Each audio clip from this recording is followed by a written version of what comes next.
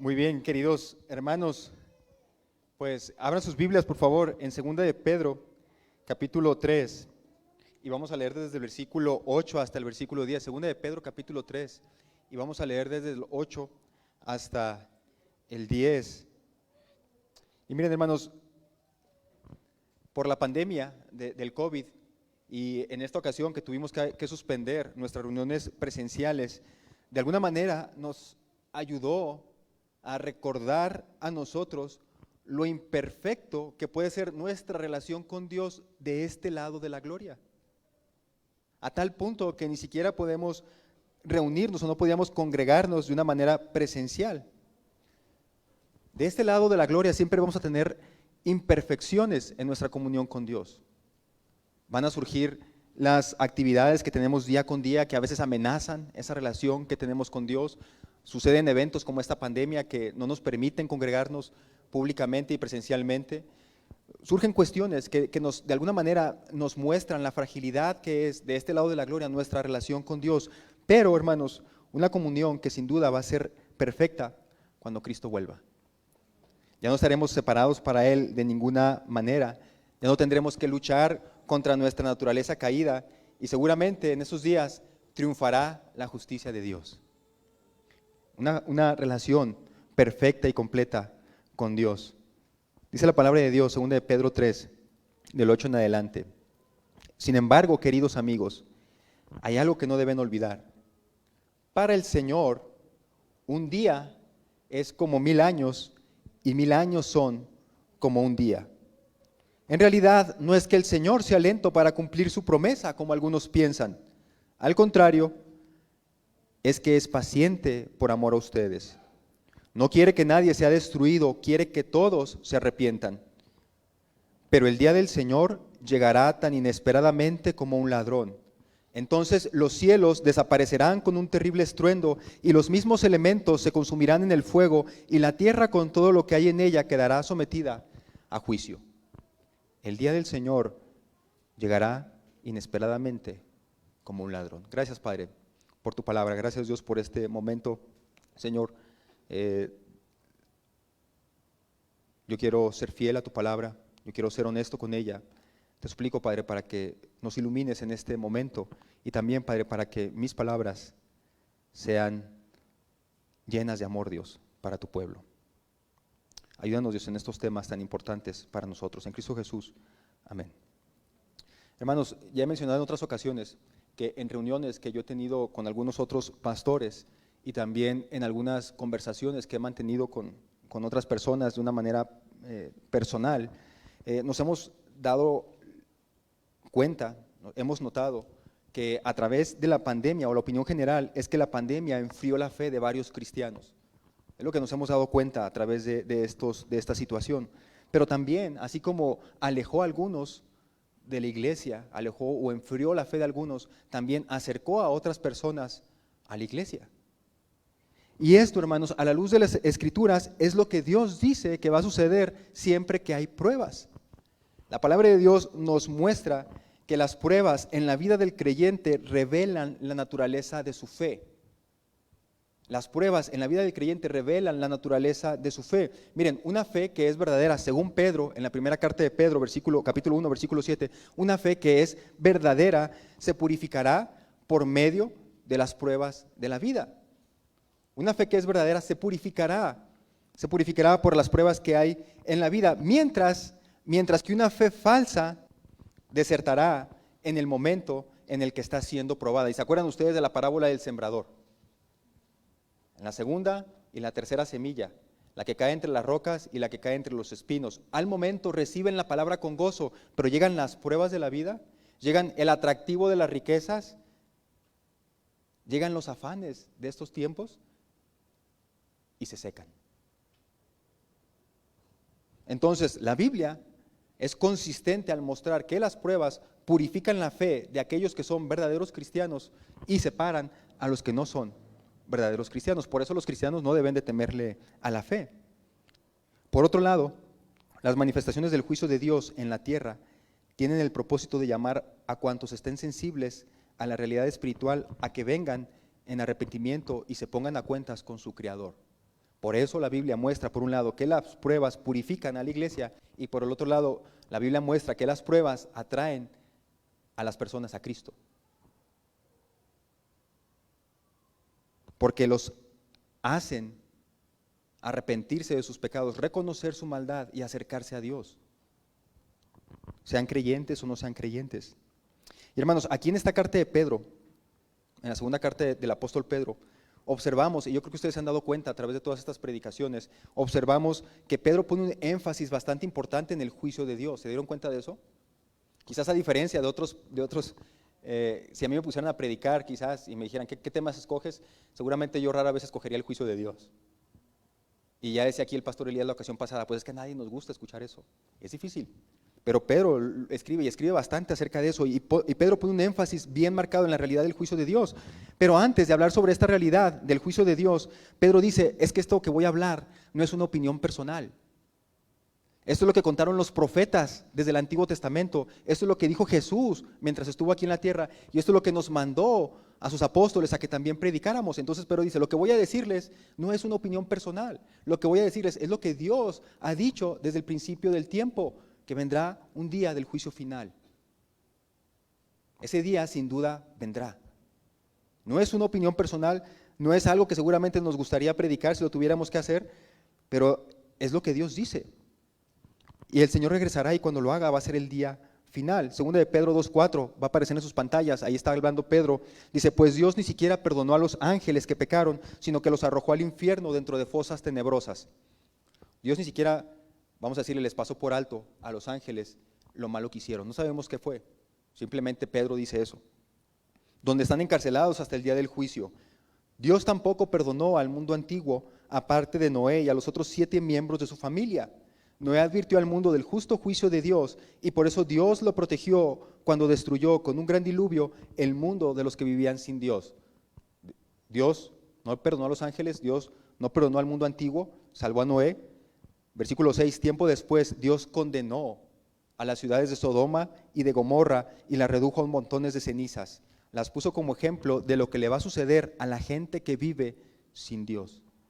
Es una verdad bíblica que nosotros no podemos esconder, la realidad del juicio de Dios.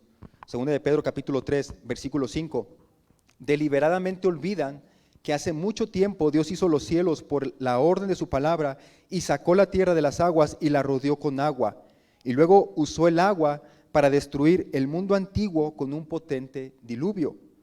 Por esa misma palabra, los cielos y la tierra que ahora existen han sido reservados para el fuego.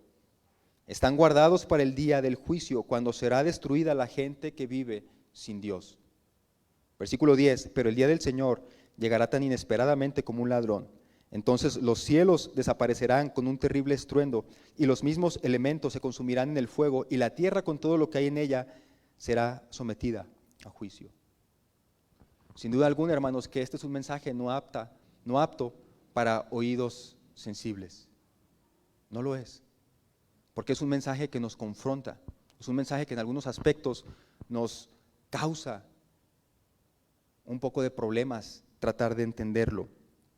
Porque miren, hermanos, siempre que se habla del juicio final de Dios, surge la pregunta, y esta es una pregunta que nos hacen los ateos, así que tomen nota, porque seguramente sus amigos les van a preguntar esto. ¿Cómo es que un Dios que es amor mandaría a sus criaturas al infierno? Típica pregunta de una persona atea.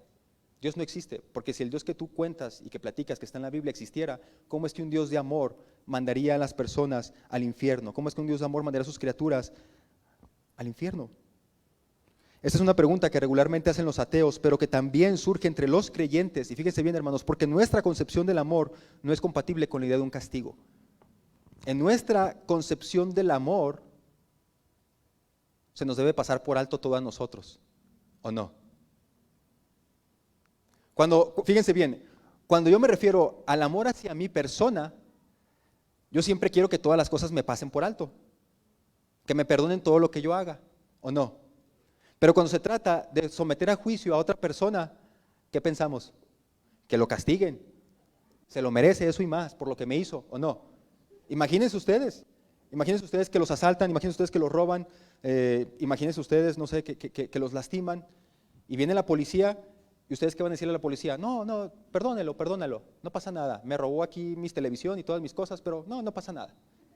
No, por supuesto que quieren justicia, ¿no? Entonces, cuando se trata de otras personas, nos encanta justicia. Pero cuando se trata de mí, no, amor, que me pasen todo por alto. Entonces, en nuestra concepción distorsionada del amor, pensamos así, y no es compatible con la idea de un castigo. Hermanos, en primer lugar, tenemos que decir esto, hermanos: Dios no manda a nadie al infierno arbitrariamente. Solitos se van. En otras palabras, es por decisión propia. Porque Pedro, cuando se está refiriendo a la clase de personas que serán sometidas al juicio de Dios, Pedro dice que estas personas que serán condenadas por Dios no las presenta como seres humanos víctimas de las circunstancias. No es que las circunstancias los hicieron así, o es que fueron orillados, o es que no se les dio la oportunidad de decidir. No, son personas que obstinadamente le han dado la espalda a Dios, porque la creación nos habla de la existencia de un Dios. En otras palabras, son personas que con toda la intención han escogido ese futuro para sí mismos. No es que Dios los mande al infierno, es que ellos solitos se van. Exactamente. Pedro está diciendo eso. Pedro dice que ellos son arrogantes. ¿Cómo es una persona arrogante? Es una persona que no acepta la opinión de los demás. Es una persona que se cree sabia en su propia opinión. Pedro dice, son arrogantes, son orgullosos, se creen más sabios que Dios, son como animales irracionales. O sea, aunque tú le presentes argumentos consistentes y argumentos lógicos acerca de la realidad de Dios, aún así, de una manera irracional, no quieren creer en Dios. En otras palabras, aunque todas las pruebas apuntan a la realidad de Dios y de su juicio, aún así obstinadamente se aferran a su posición personal. Entonces Dios no manda a nadie al infierno. La gente, presentándose las evidencias, deciden no creer en Dios. Entonces nosotros no creemos en un Dios que manda a las personas al infierno.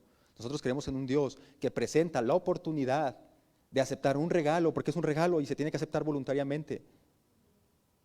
Pero si no lo aceptan, no es culpa del que está ofreciendo el regalo, es culpa del que no acepta el regalo. Irse al infierno, hermanos, no es un decreto de Dios. O sea, no es que Dios haya decretado y estos se van a ir al infierno y todos estos se van a ir a la salvación. No, irse al infierno es una cuestión de decisión personal, porque al rechazar a Dios están escogiendo su perdición.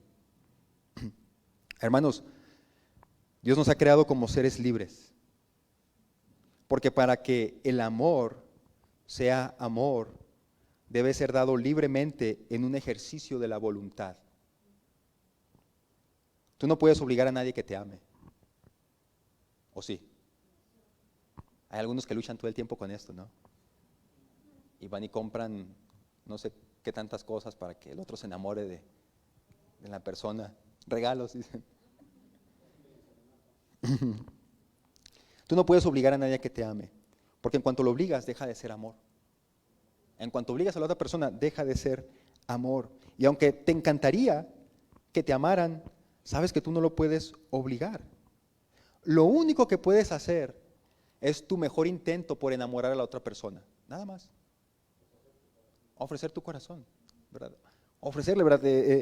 Tu mejor intento para enamorar a la otra persona, pero aún así corres el riesgo, dirán los jóvenes, de que te manden a la free and zone. Aún corres el riesgo de que te baten, de que te rechacen. Tú puedes hacer tu mejor intento, pero la otra persona tiene que dar su amor en libertad y decidir si te lo da o no te lo da. En el momento en el que esto sea una obligación, deja de ser amor. Dios nos ama y ha hecho lo imposible por enamorarnos en la cruz, para que nuestro amor por Él sea voluntario, pero muchos lo rechazan. Por eso otra vez es una decisión que tienen que tomar las personas. Dios no nos obliga a que lo amemos, nos pone la decisión delante de nosotros. En segundo lugar, hermanos, hablando de esta pregunta de cómo es que un Dios bueno mandaría a sus hijos al infierno. Hermanos, en segundo lugar, la realidad del juicio de Dios es razonablemente lógica porque está en juego la justicia de Dios. Está en juego la justicia de Dios con esto, ¿verdad? Que es lo que precisamente Pedro va a estar argumentando aquí. Él está hablando de los burladores en el versículo 3, que dice, ellos se ríen de la verdad y son amantes de sus propios deseos. Y entonces ellos están preguntando, ¿qué va a pasar con la promesa de que Jesús iba a volver? Entonces aquí está en juego la justicia de Dios, porque como ellos no ven un castigo tangible de Dios en sus vidas, viven entregándose a sus deseos carnales y a sus deseos pecaminosos, y piensan que Dios no les está poniendo un alto. Dicen, bueno, es que mira cómo vivo mi vida y Dios no me pone un alto. Entonces, Dios no existe, Dios nunca va a regresar. Entonces, lo que está en juego es la justicia de Dios. ¿Dios va a juzgar eso o no lo va a juzgar? Más terrible aún, ellos observan, y nosotros también observamos, que personas terriblemente malas mueren felices. Mueren con propiedades, mueren con salud, o sea, mueren de viejitos, personas terriblemente malas, que tú dirías, ¿por qué a este no le pasa nada? Míralo. Mueren como si no hubiera pasado nada en su vida. Y en cambio personas que tú dices, esta es una persona muy buena, mueren en las peores condiciones, con enfermedades dolorosas, sin dinero. Y entonces te preguntas, bueno, ¿y qué va a pasar con ello? ¿Que Dios acaso no va a traer justicia en esto? Entonces ellos concluyen que Dios no existe y que mucho menos regresará. Hermanos, pero como siempre, yo te voy a hablar un poquito de esto. El problema no es que los no creyentes no crean que Dios no existe, porque finalmente no creen. El problema es que los creyentes muchas veces se olvidan de la realidad de la venida de Cristo y comienzan a vivir sus vidas cada vez más de una manera que el pecado se vuelve una práctica habitual, porque empiezan a pensar como los no creyentes, bueno, al final de cuentas Dios no juzga el pecado, no castiga la maldad. Y entonces comienzan a vivir vidas donde la práctica del pecado se vuelve más normal y pierden de vista el regreso de Dios. Y voy a platicar un poquito de esto, hermano. Lo que vemos en este pasaje, en primer lugar, fíjense bien, es la atemporalidad de Dios. Lo primero que vemos aquí es la atemporalidad de Dios, y voy a explicar a qué me refiero. Dice el versículo 8, sin embargo, queridos amigos, hay algo que ustedes no deben olvidar. Para el Señor, un día es como 1000 años, y 1000 años son como un día. Este versículo, hermanos, no significa que para Dios, literalmente, un día son 1000 años. No significa eso, no es como que dijéramos, bueno, así como los perritos, ¿no? Que cada año de los perros equivalen a 7 de los humanos, o al revés, ¿no? Un año de los seres humanos equivale a los 7 de los perros, algo así. No se trata de eso. No se trata de que Dios mide el tiempo diferente a nosotros. Este versículo no está diciendo eso. Lo que está diciendo es que Dios está por encima del tiempo. Cuando decimos que Dios es atemporal, nos referimos a que Él no está atado a las leyes del tiempo a las que nosotros sí estamos atados. Él es eterno. Dios existe más allá del tiempo. De hecho, el tiempo Dios lo creó para nosotros. Y si Dios lo creó, significa que Él está por encima del tiempo. Esto es importante, hermanos. ¿Saben por qué? Porque algunos, queriendo agarrar este versículo de una manera literal, deben decir, o dicen, y debo decir que de pronto suena un poco lógico, pero en realidad no es verdad. Ellos dicen, bueno, la tierra fue creada en 6 días. 6 días, según este versículo, equivalen ¿a cuántos años? A 6000, ¿no? Si cada año vale 1000, entonces 6 días, 6000 años. Dicen, y el séptimo día Dios descansó. Exactamente, dicen, sí, el séptimo día Dios descansó. Y entonces algunos, empezando a sacar cuentas, y como los judíos actualmente dicen que estamos en el año 5780, entonces dicen, nos quedan 220 años para que Cristo regrese. Porque los judíos se supone que ellos su calendario lo inician desde la creación, según ellos las cuentas que sacan. Entonces ellos dicen, tenemos 5780 años, nos quedan 220 años para que se acaben los 6000 días, o los 6000 años, perdón. Los 6000 años, y entonces Cristo va a regresar en el año 6001, porque comienza el séptimo día de la creación. Hermanos, pero Pedro no tiene esto en mente cuando él está escribiendo esto. No se vayan, por favor, con esas falsas enseñanzas, porque Pedro no tiene esto en mente. Él no está intentando darnos una cronología, ni tampoco está tratando de establecer una fecha del regreso de Cristo. De hecho, el mismo Pedro va a decir más adelante que el día del regreso del Señor será cuando menos lo pensemos. Si Pedro está pensando, el día del Señor no lo sabemos, ¿cómo nos iba a dar una fecha para saber cuándo regresaba Cristo? En el momento en el que nos da una fecha, ya no se vuelve algo inesperado, se vuelve algo esperado. Algo que ya sabemos cuándo va a suceder.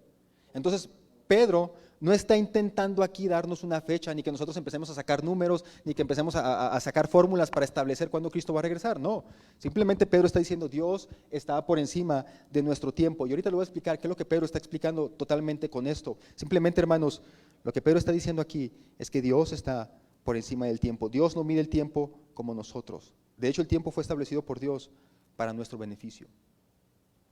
El sol sale y se pone. Cada día tiene 24 horas. Las estaciones cambian el clima de nuestra región. La semana tiene 6 días para trabajar y un día para descansar. Y todo esto es para beneficio del ser humano. Dios no lo hizo porque Él necesitaba descansar. ¿Por qué va a necesitar descansar Dios si Él es todopoderoso? Dios lo hizo por causa del ser humano. Y no me quiero detener mucho en esto, hermanos, pero tú sabes que tu cuerpo necesita descanso. Nadie de nosotros puede trabajar 24 horas al día. Alguno lo puede hacer quizás, pero no rinde lo mismo.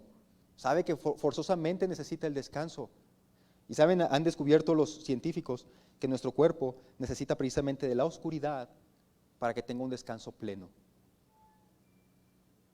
Nuestros ojos necesitan descansar de la luz, nuestros músculos necesitan regenerarse, nuestras neuronas necesitan hacer nuevas conexiones. ¿Cuándo sucede eso? Mientras estamos dormidos.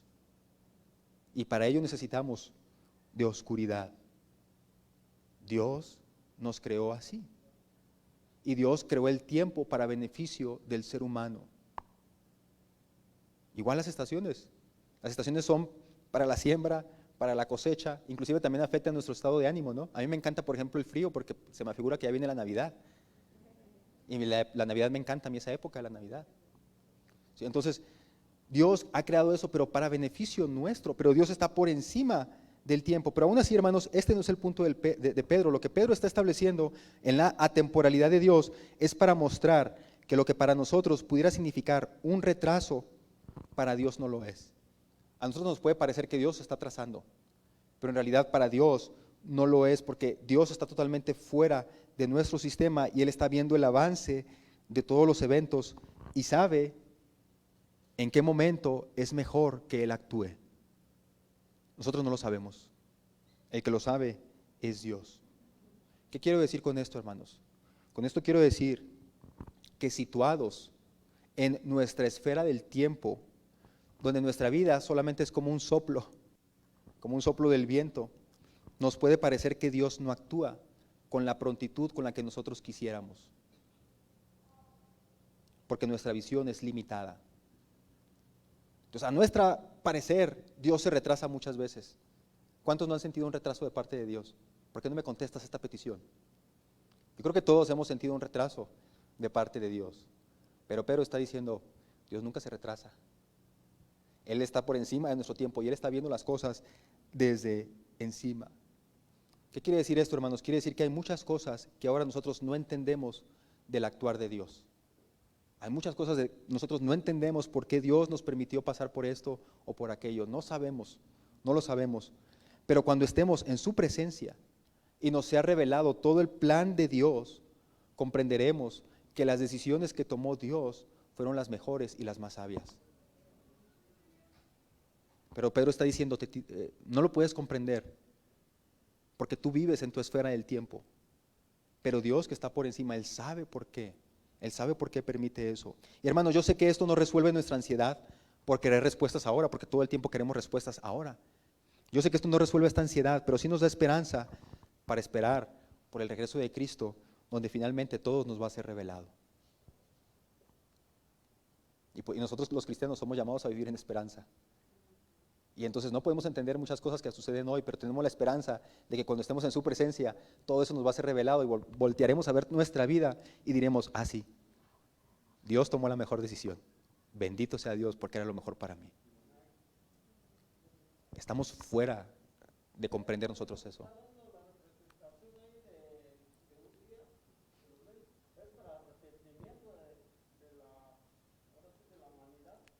Debemos arrepentirnos, claro que sí. nos está dando tiempo exactamente. Vamos a hablar un poquito más de ello, precisamente en el punto número 2. El punto número 2, vemos aquí la paciencia de Dios.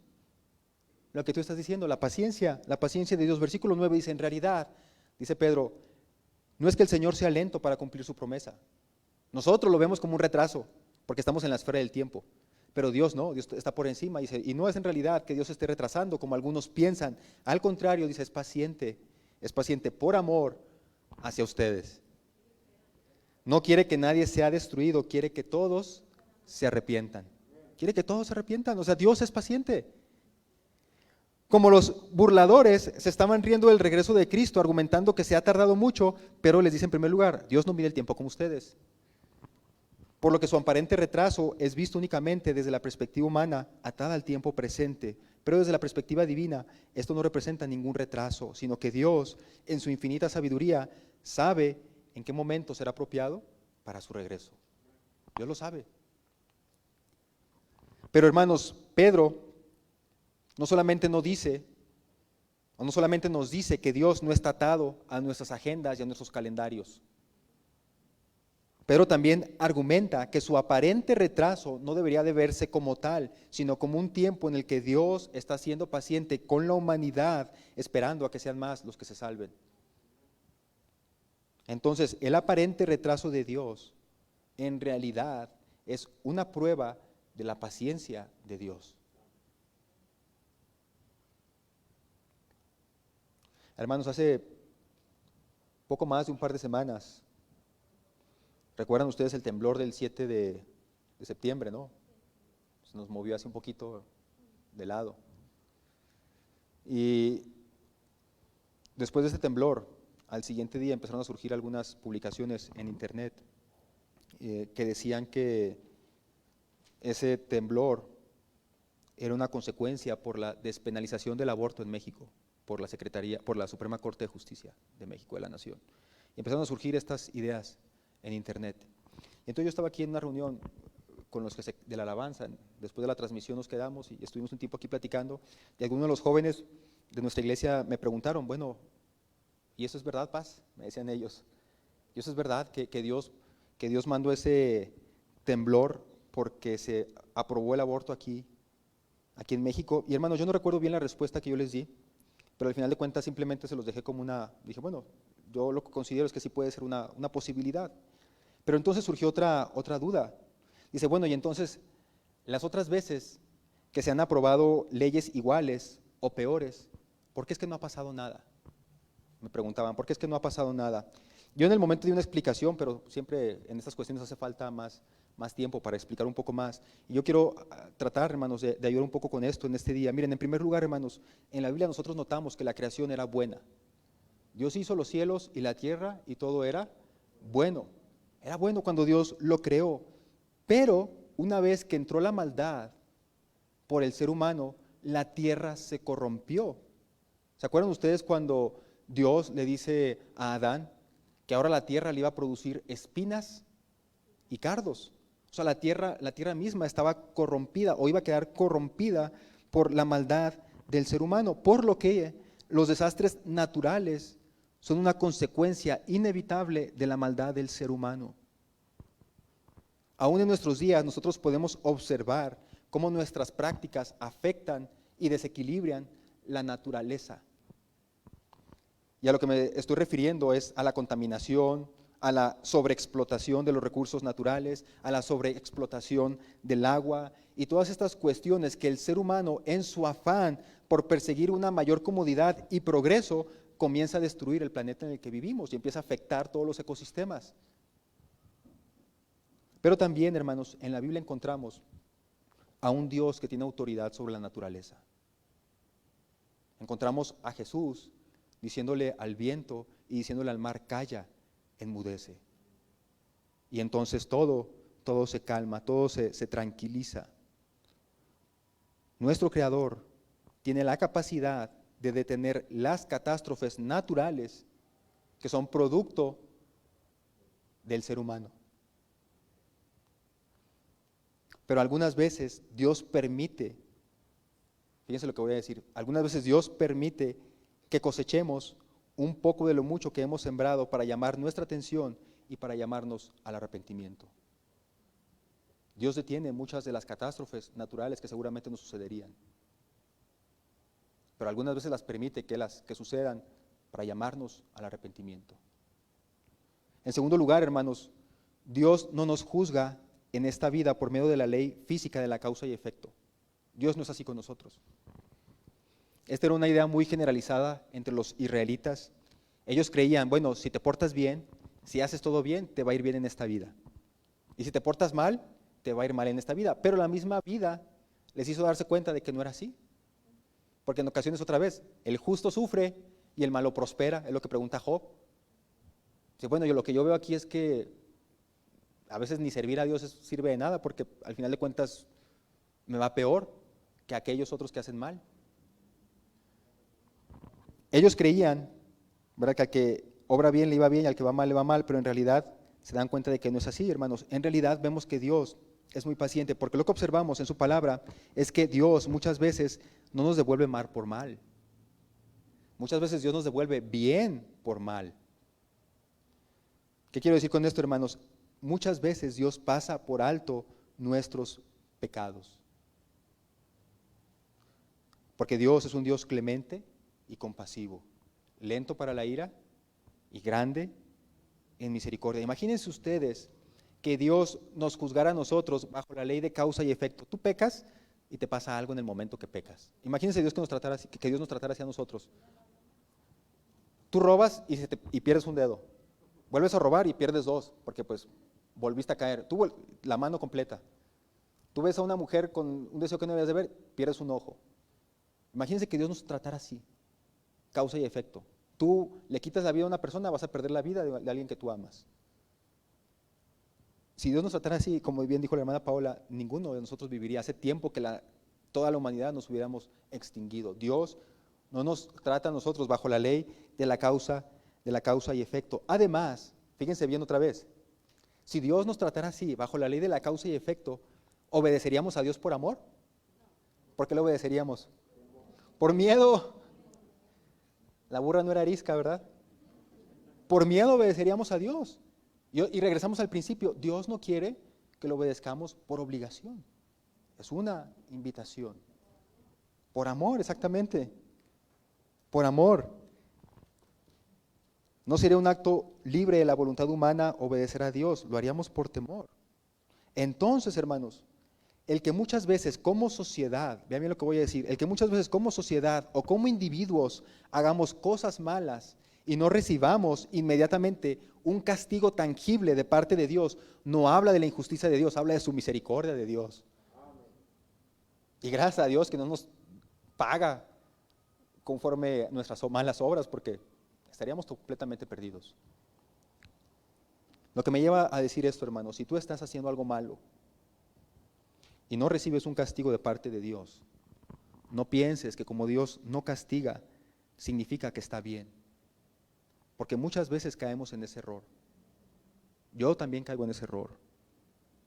Porque muchas veces pensamos, no, si Dios no aprobara esto que estoy haciendo, seguramente ya me hubiera detenido. ¿No han pensado así? Este es un error en el que caemos muchos cristianos. Si Dios no quisiera que yo hiciera esto, ya me hubiera detenido.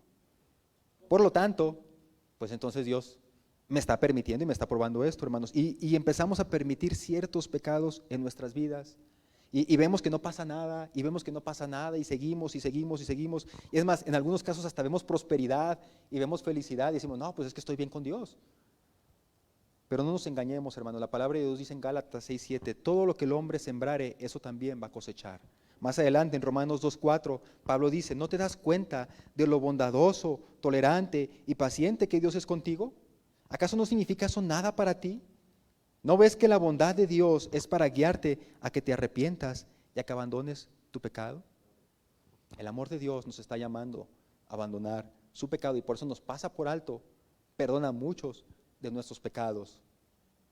Hermanos, al final de cuentas, y no por castigo de Dios, al final de cuentas, y no por castigo de Dios, cosecharemos las consecuencias de las decisiones que tomamos hoy.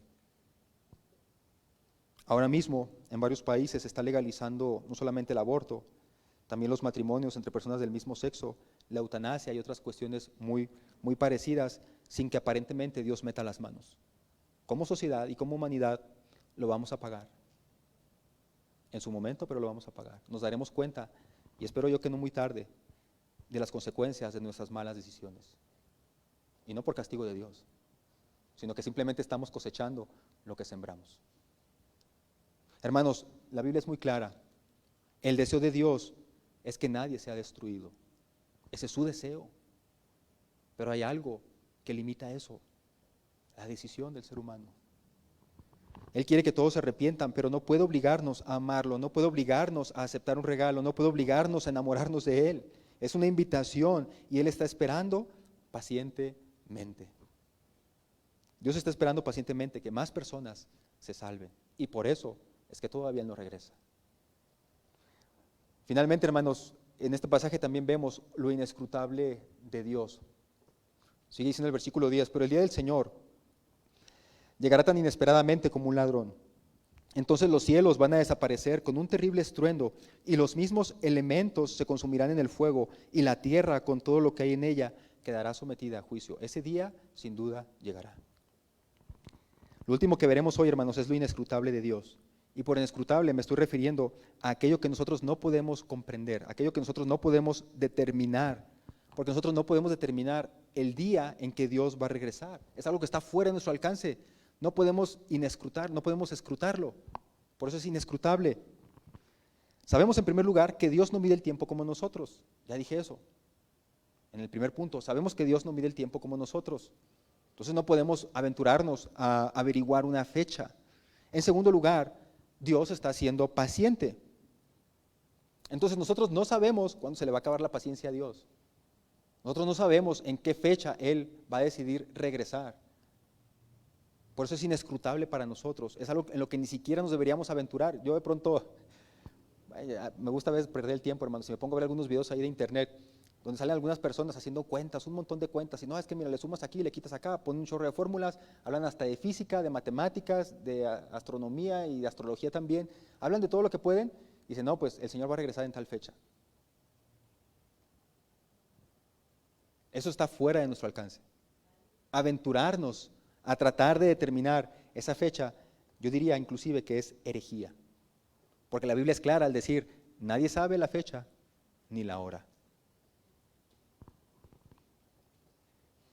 El día del Señor, dice Pedro, llegará tan inesperadamente como un ladrón. Hace tiempo nosotros viajamos, hace tiempo a Ciudad Juárez, mi esposa, yo y Jacob, y mientras estábamos allá en Ciudad Juárez, creo que ya les había contado esto, nos robaron un tanque de gas ahí en la casa donde estamos viviendo, en su casa, hermanos, y nos robaron este tanque de gas. Como a los 5 días regresamos nosotros, y yo recuerdo muy bien que las primeras noches, mi esposa y yo no podíamos dormir bien. Nos sentíamos como vulnerados, porque quien conoce las instalaciones, nosotros vivimos ahí en el Seminario Lacey, un departamento que está ahí dentro del Seminario Lacey, sabe que tiene una barda, pues algo alta, elevada. Entonces alguien se tuvo que haber brincado la barda y aparte siempre hay gente por ahí, pues hay otros departamentos durmiendo y aún así entraron y se sacaron el tanque y se salieron de ahí. Entonces te quedas pensando como que entonces la barda no sirve de nada porque se brincan las personas, pero bueno, te sientes vulnerable cuando alguien pasa eso. Bueno, y a nosotros no nos tocó verlo, a la gente que les toca un asalto a mano armada, pues peor tantito, para ellos sienten mucha inseguridad. Yo recuerdo que esas primeras noches nosotros no podíamos descansar bien. Nos despertábamos a cada rito, con cualquier ruidito nos despertábamos y yo me iba a asomar y me fijaba a ver si veía a alguien. Todavía recuerdo que como por 2 semanas me despertaba como a las 3 de la mañana y me iba a asomar por la puerta y tenía un bat ahí a un lado y no sé, el bat pues solamente era para, si veía a alguien yo creo que asustarlo o algo, ¿no? Pero pues por lo menos corretearlo y decir, pues no te metas aquí, no te preocupes, no te metas a este lugar. Pero recuerdo que, ya sé, ahora se dan cuenta que tengo un bat por ahí, pero bueno, recuerdo que esas primeras noches, como a las 3 de la mañana yo me levantaba y me asomaba. Me duró como 2 semanas eso. Ya después de eso volví a dormir, mejor que un bebé porque Jacob no duerme tan bien. Muy bien, ¿verdad? Empecé a dormir muy bien, hermanos. Pero lo que quiero decir es que luego de un tiempo se te olvida. Como que te empiezas a habituar otra vez, empiezas a entrar en tu ritmo y se te olvida que los ladrones pueden llegar en cualquier día. Se te olvida. Te metes tanto en tus cosas, estás cansado quizás y se te olvida y ya, no estás atento. Y a lo mejor se vuelven a meter y se llevan otra cosa, pero pues ya no me desperté. Como creyentes necesitamos recordar constantemente el regreso de Cristo porque se nos olvida. Se nos olvida bien fácilmente el regreso de Cristo. Y empezamos a involucrarnos en tanto activismo y en tantos asuntos de la vida que se nos olvida que el regreso de Cristo podrá ser en cualquier momento y vendrá para traer juicio. Ya vendrá para separar a sus hijos y a su pueblo de quien no es su pueblo. Hermanos, el juicio final de Dios es verdadero, es racional, es necesario y es justo.